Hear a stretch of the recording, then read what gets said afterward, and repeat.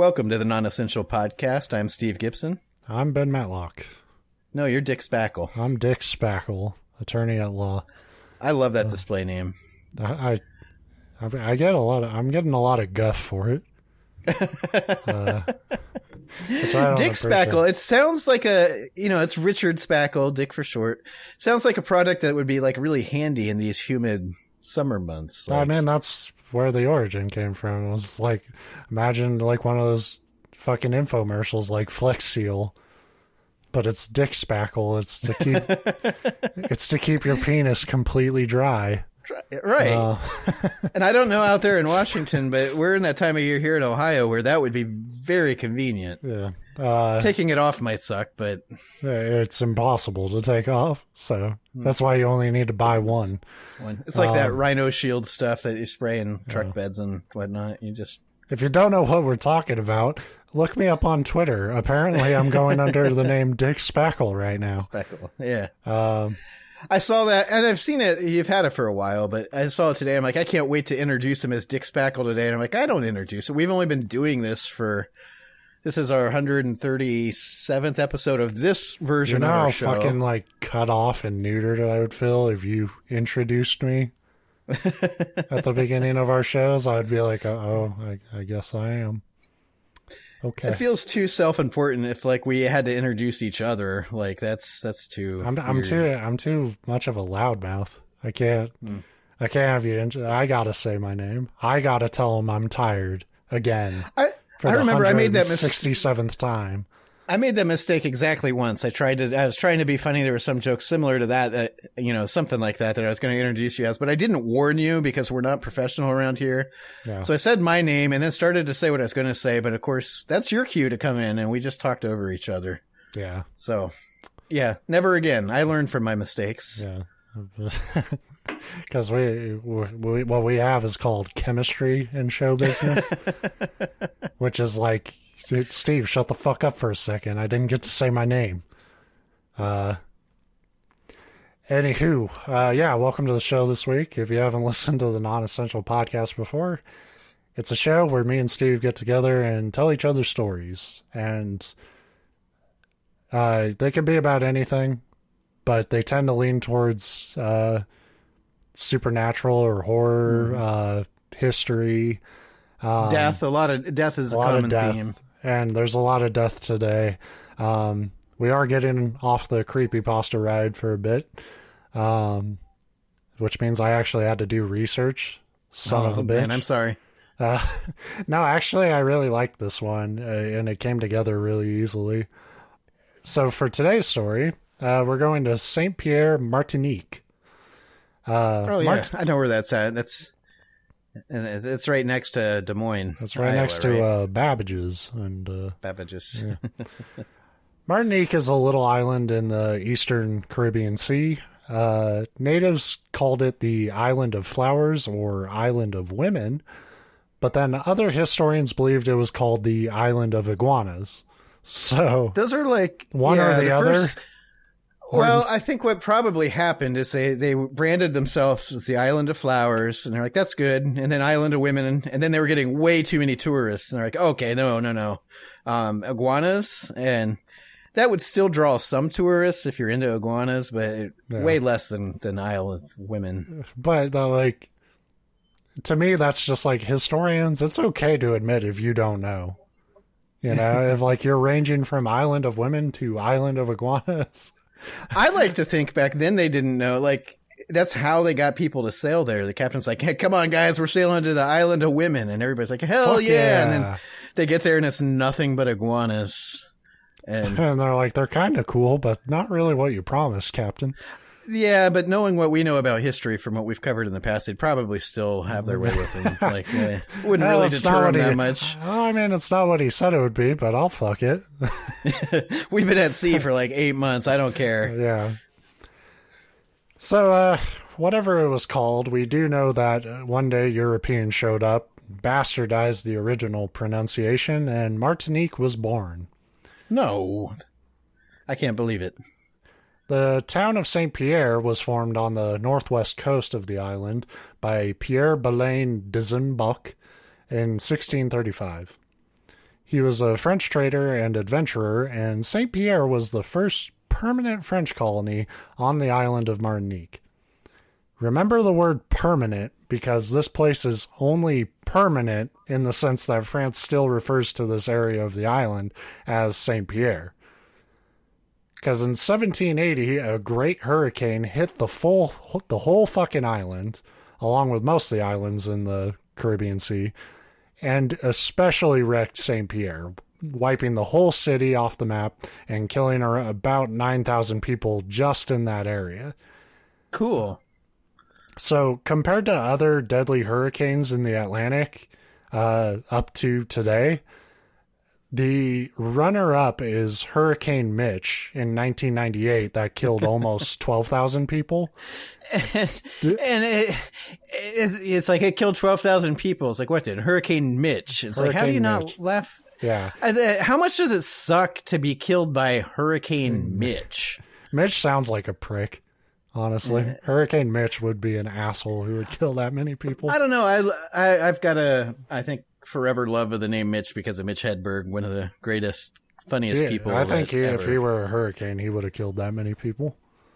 Yeah, but he would have done it in a hilarious fashion. Yucks would be had as your family flies away. But for comparison, so that killed about 12,000 people. The Great Hurricane of 1780 killed at least 22,000 people and could be nearly as high as 28,000 people. You could tell it was a big deal because it was before they started naming hurricanes after people, and they just called this the Great Hurricane of 1780.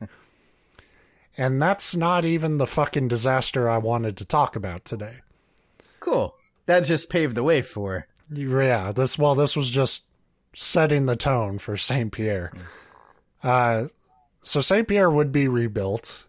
But the funny thing is, like, adventurers and settlers had this thing about placing really important cities and fixtures right next to very dangerous, treacherous environmental stuff. And our friend Pierre was no different. His permanent settlement was placed by Mt Pelee, which is a very big, very pretty, very, very big fuck you volcano. Which I'm sure was fine. So our hero of today's story is Ludger Sylbaris. He was born on June 1st, 1874, near the fishing village of Les Prêcheurs, which is about 6 miles north of St. Pierre. When he grew up, he became a common laborer in St. Pierre, and not much eventful happened until this really sounds like the start of an RPG or something. Like, born in a fishing village, was a common laborer until he would be like an NPC for how this turns out. But his story it's pretty good. So not much eventful happened until the 7th of May, 1902. Sylbaris got in a bar fight, or street fight, depending on who's telling the story, and he was thrown in jail for assault. Some say he actually murdered whoever he fought with, but I couldn't find any reliable source for that. There's a reason why we can't find a source for that, probably. Sylbaris had a bit of a rep for causing shit in the town, though, so authorities were kind of like sick of his shit, and they ordered him to be placed in solitary confinement. On this island, it meant a single-cell, bomb-proof structure with great stone walls that's partially dug underground. There were no windows, with the only ventilation coming through a narrow grating in the door facing away from the volcano. They didn't know it, but they had basically gave Sylbaris a fucking bomb shelter that was about to be put to the test. I was going to say, it doesn't take a psychic to see where this is going. At least that's this part of it. Yeah.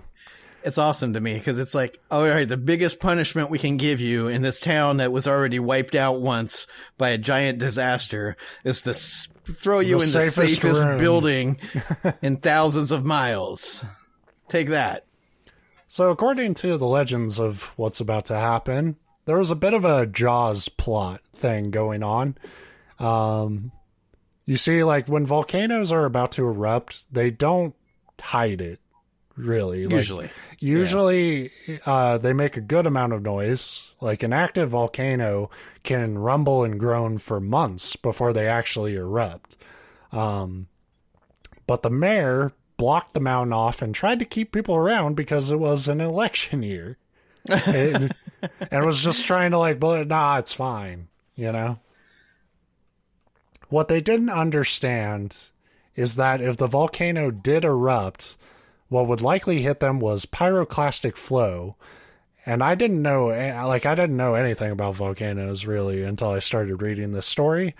Pyroclastic flow is extremely scary.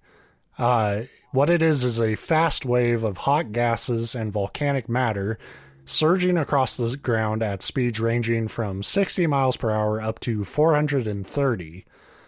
And this flow can be as hot as 1,830 degrees Fahrenheit. Yeah, so we're not talking about like the lava rivers that you picture. Right. You're talking about that initial... This is like when you see a bomb go off and you see that ring of like air like go shooting out.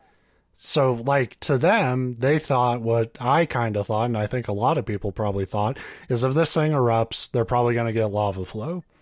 Because that's what people tend to imagine with a volcano eruption. But to them, they thought they would be protected because there were actually two valleys that separated the city of St. Pierre from the volcano itself. So they thought the lava would just flow into these valleys. Didn't happen that way.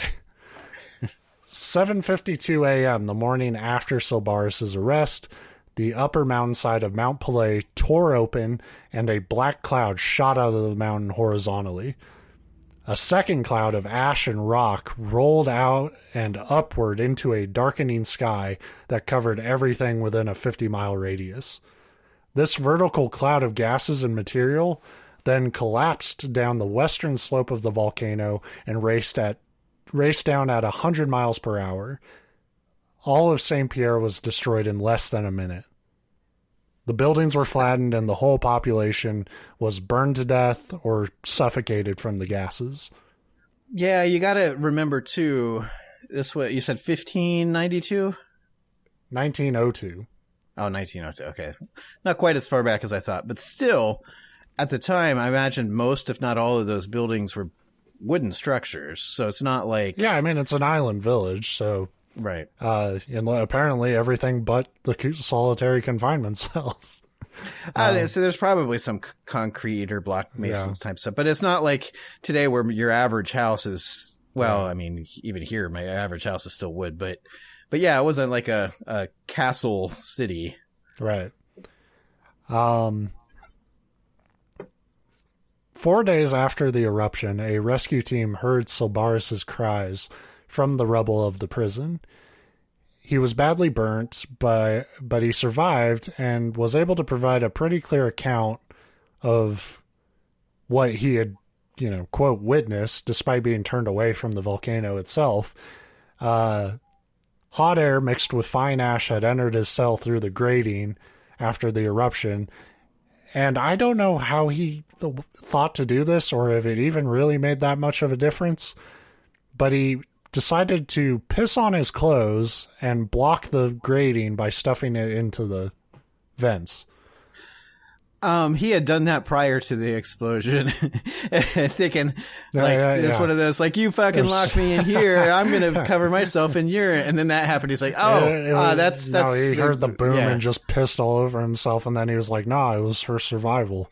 He didn't want anybody to see that he had pissed himself. So he put, that's why he stuffed. No, I imagine you're at that point, you just, like you said, it's hard to say how much that the blocking the grate would probably help, sort of, but maybe your instincts kick in. It's just your body doing anything that, like, animalistically to keep that hot air and ash from coming in. Which is crazy when you consider probably he had the safest place in the entire city, but it was basically an oven at that point. Yeah, that's what I was going to say. Yeah. So he still got burnt to shit, but the clothes luckily didn't ignite. And it kept him insulated enough from breathing searing hot air, which almost definitely would have collapsed his lungs and killed him. After he was rescued, Sylbaris would go on to join Barnum and Bailey's circus, touring America and recounting what had happened that day. He became a minor celebrity and was advertised as the man who lived through Doomsday. That's a way better thing than I would have advertised him as, the man who pissed on himself. The man who pissed on himself when nature struck.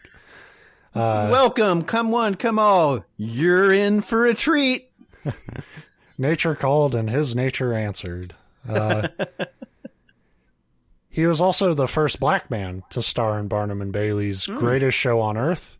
He would die of natural causes in 1929. But he a long time to live after being burned over, I'd imagine, a goodly percentage of your body. Yeah. Yeah, I mean, he got pretty fucked up, but it sounds like, he got out of there, didn't have to do jail time. And I was hoping that you said he went on to invent the sauna. Yeah, he's like, yeah, my pores have never been better since that day. But he actually wasn't the only survivor. There were rumored two more. Supposedly there was a little girl named Havivra de Ifril, who supposedly survived the eruption because she was getting on a boat just in time, so they were able to sail away. So she was the only person getting on the boat then, because Right. Because not much is known about her, so this one's kind of a little more of a loose rumor. I think it's that the Grim Reaper came down and couldn't pronounce her name, so he couldn't say, "You're coming with me." He's just like, "You come with me, you know what? You're fine." Yeah. Just sail away. The third and final known survivor was Léon Compère-Léandre, who was a shoemaker. Léon didn't really have shelter for this besides his home, and unfortunately he saw and felt pretty much all the devastation of this eruption. But he also gives us a bit more of a clear description than Sylbaris could. Right. He described it as follows. So this is pretty fucked up and graphic. Here's your warning. Turn us off if you don't like death. And just to point out, if we're giving a graphic warning on our show, it's probably going to be bad. I mean, it doesn't. We've read worse creepypastas, but this is fucked up because it was real. So I want to give people that out. All right. So he said as follows: I felt a terrible wind blowing. The earth began to tremble, and the sky suddenly became dark. I turned to go into the house, with great difficulty climbed the 3 or 4 steps that separated me from my room, and felt my arms and legs burning, also my body. I dropped upon a table. At this moment 4 others sought refuge in my room, crying and writhing in pain, although their garments showed no signs of having been touched by flame. At the end of 10 minutes, one of these, the young Delavad girl, aged about 10 years, fell dead, and the others left. I got up and went to another room where I found the father Delavad, still clothed and lying on the bed dead. He was purple and inflated, but the clothing was intact. Crazed and almost overcome, I threw myself on a bed, inert and awaiting death. My senses returned to me in perhaps an hour, when I beheld the roof burning. With sufficient strength left, my legs bleeding and covered with burns, I ran to Fons Saint-Denis, 6 kilometers from Saint-Pierre. Jeez. Rescuers found him and sent him to the Fort de France, where at first they called him a madman. Like this incident, they thought his brain just fucking was fried from such a tragedy. Him, yeah.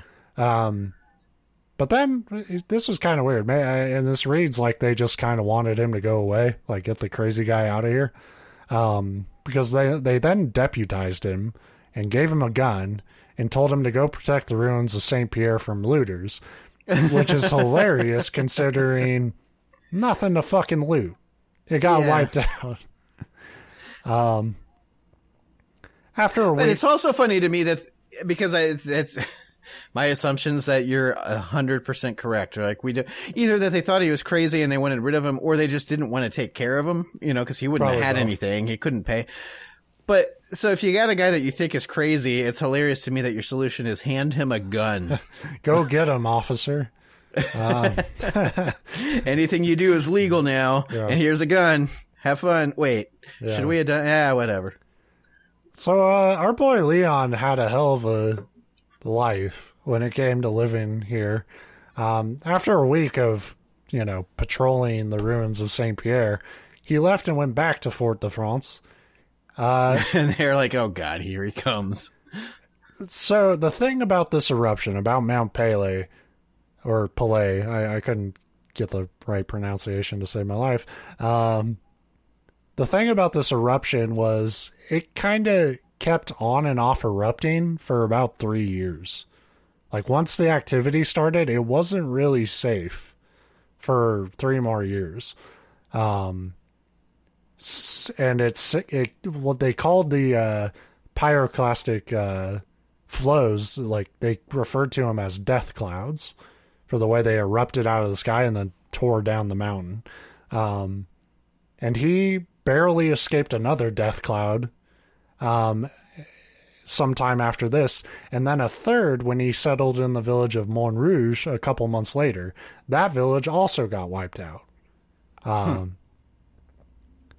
So at that point, sometimes it kind of makes you wonder, though, if people have something about him, not like although it's where the stories come from, not like he had some hidden superpower, but if there's like some reason that like people around him would not be able to survive, but he went through, like he was literally in the same room as, what'd you say, 3 or 4 other people. And although it sounds like they might have been exposed a little longer because they came in after him, but still, it's weird. It makes you wonder, like.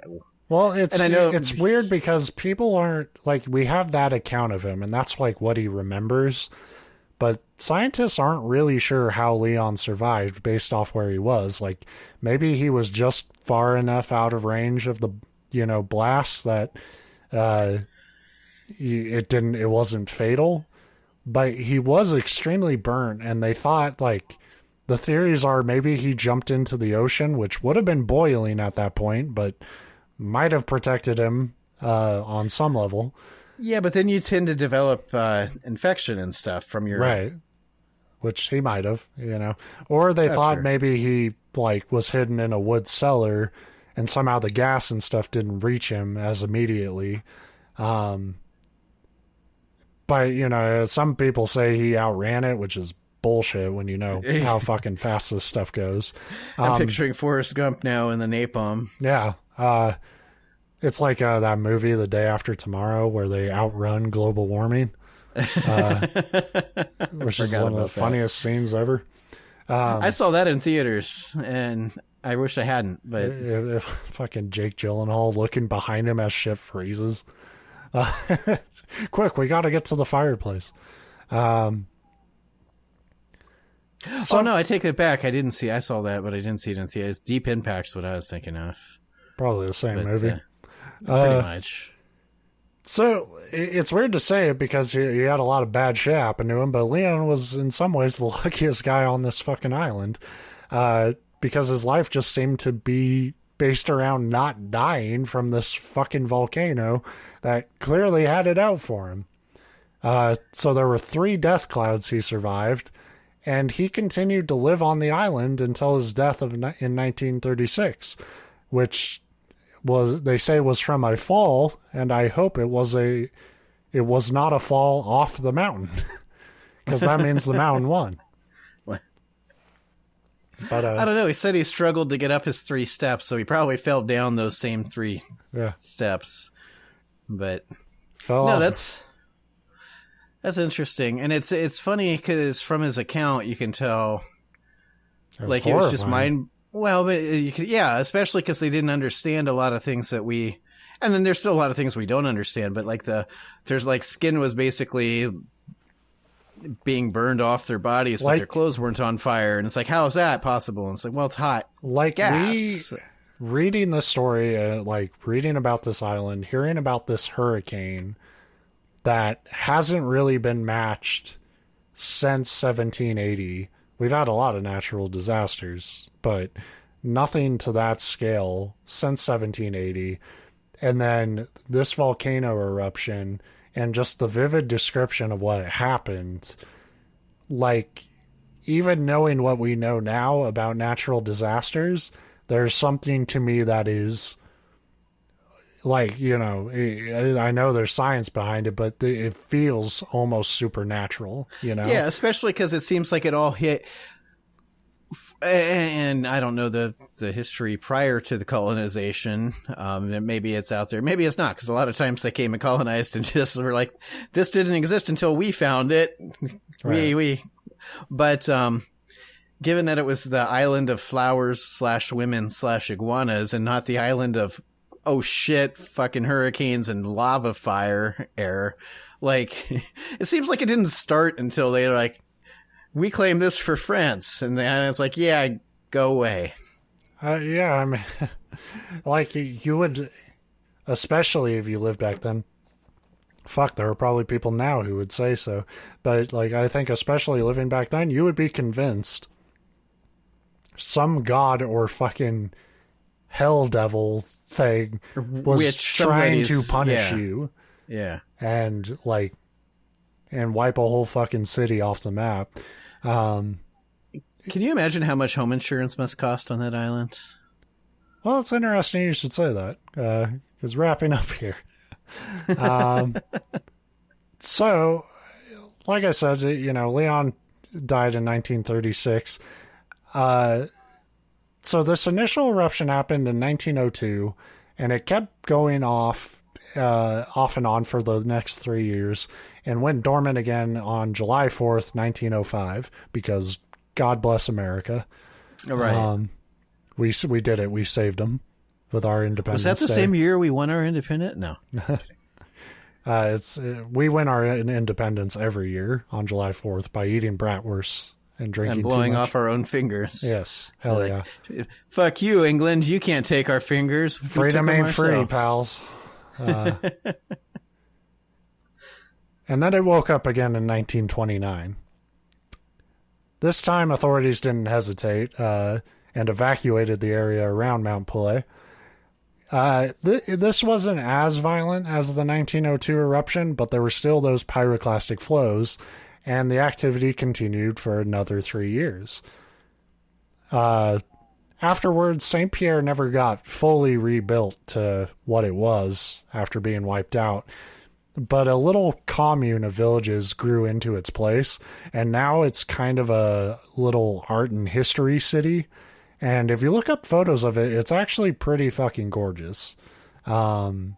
I mean, a lot of those volcanic islands are, because it's an interesting thing about our world. And I'm sure you're familiar with it being out west with all the wildfires and stuff. And they talk about how, controlled burns have been done for hundreds or thousands of years from the natives, because this stuff hits and it looks like, oh my gosh, it's just wiped everything out. And it really clears the way for stuff to grow again. Yeah. They say the last recording of it was 2004. They say the population was somewhere between 4,000, 5,000 people. I couldn't get a hard number. So it's a, pretty small little group of little cities that they kind of all bundle into St. Pierre. It sounded more and more like paradise to me. Not a lot of people. It's gorgeous. You might get burned to death at any second. So fun. Here's the fun note to leave this on. The volcano is closely monitored to this day. It fucking has to be. Right. And humans might be stupid, but you do eventually learn. Yeah.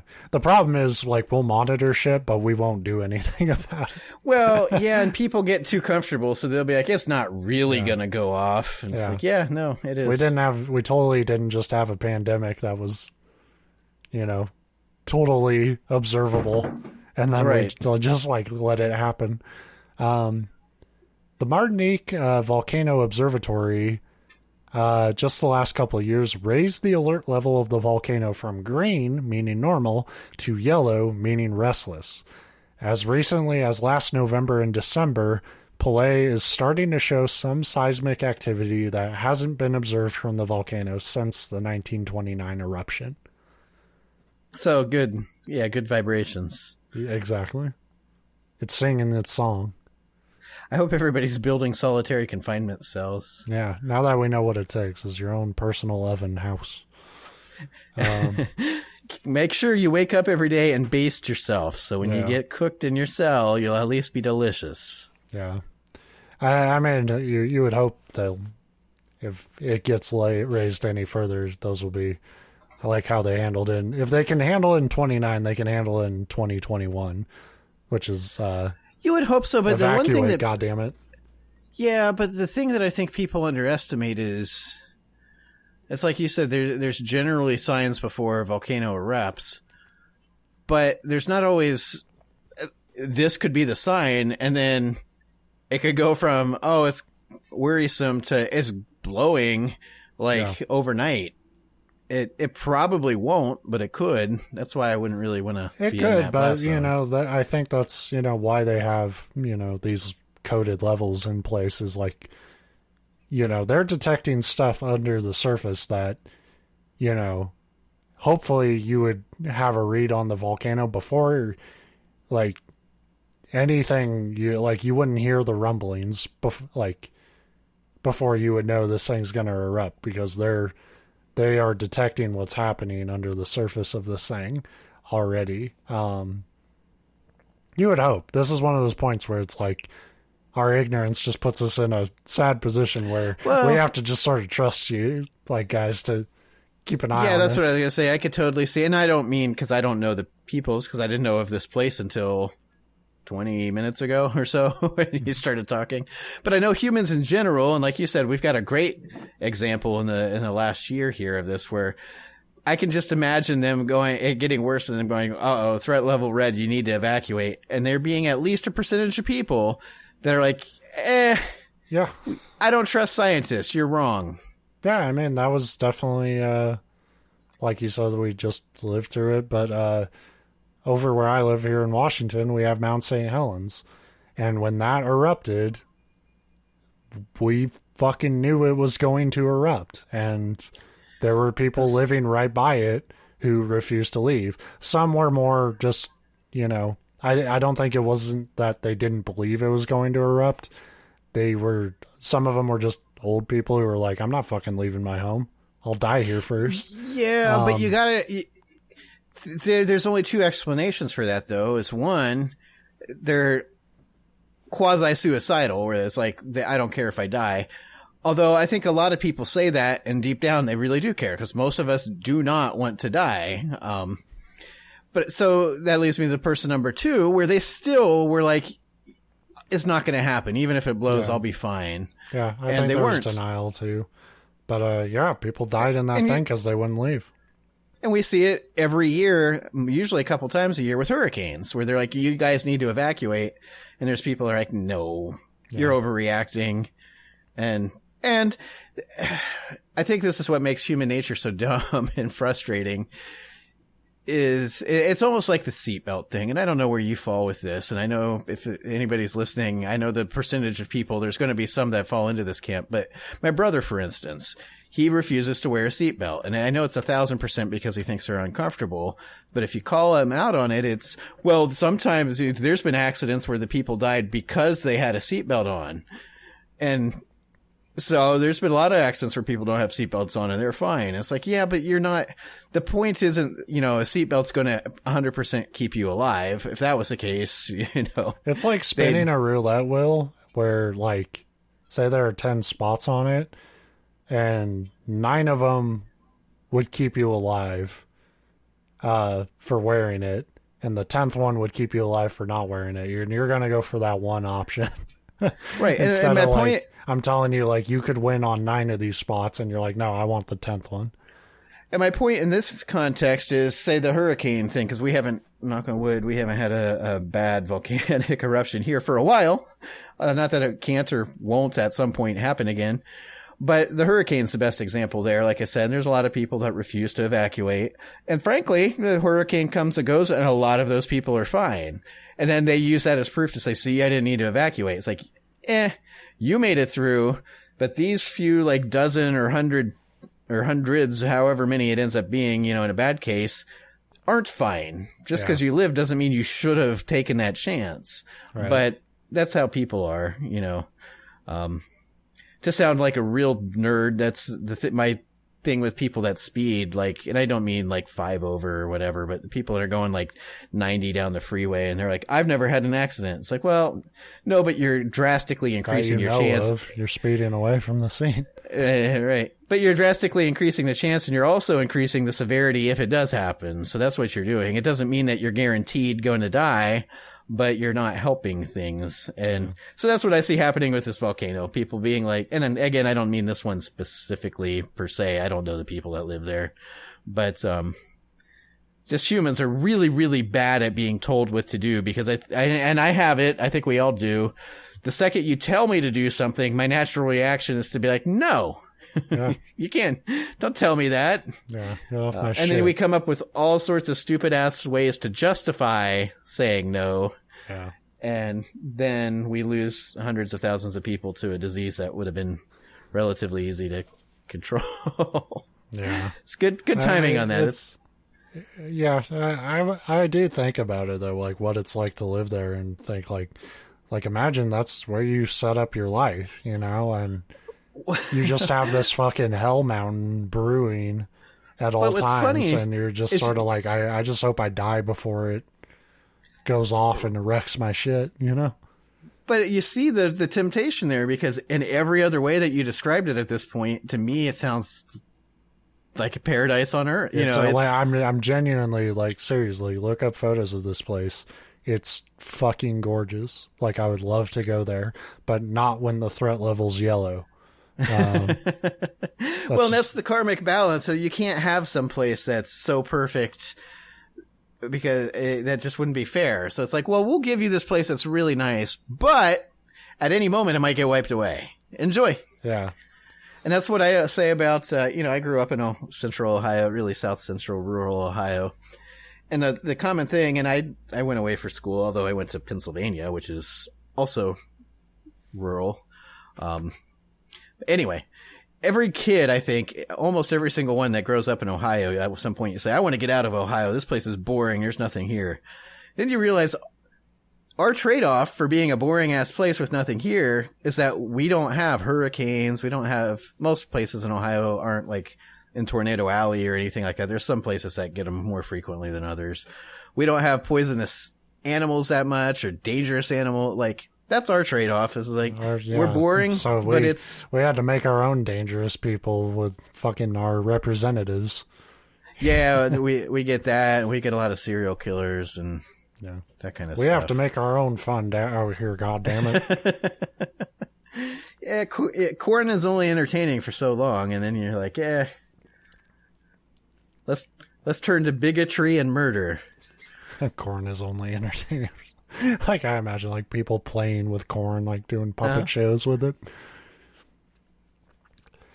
But yeah, that joke was corny, Colonel. Oh well. Anyway, no, that's interesting. Yeah, I really like. I'm gonna have nightmares about being in a small room, being baked alive from the outside while everybody around me is dying. But I'm sure he lived a normal life after that. Well, no, he stayed on the island. Nothing normal. No, I mean the guy that joined the circus. Yeah. I mean, hell, if one fucked up thing happened to you and you could make your living just telling the story about that one fucked up thing, I'd do it. Yeah, probably. Like, I don't know. In fairness, after the first probably year or so, they'd be like, "Oh, and here's Steve Gibson to tell a story," and you'd be like, "Yeah, I was in a room. It got really hot. Everybody died. My skin started peeling off." Any questions? Like, after like 15 years, he still has like no public speaking skills. So he's just like, "Yeah, it got really hot, and I peed." And then they found me after a while. I wonder, would something like public speaking still be terrifying after living through that? Like, there would be people who would probably say so. They would be like, "Oh, I'd much rather get fucking cooked in an oven with the smell of fucking hot urine surrounding me than have to go on stage. I don't know how you go on stage. I'm just picturing him getting really bored with the story, because to anybody that didn't, live through it and have to recount it hundreds and hundreds of times, it's an extremely interesting, horrifying, but very interesting. It's a compelling story.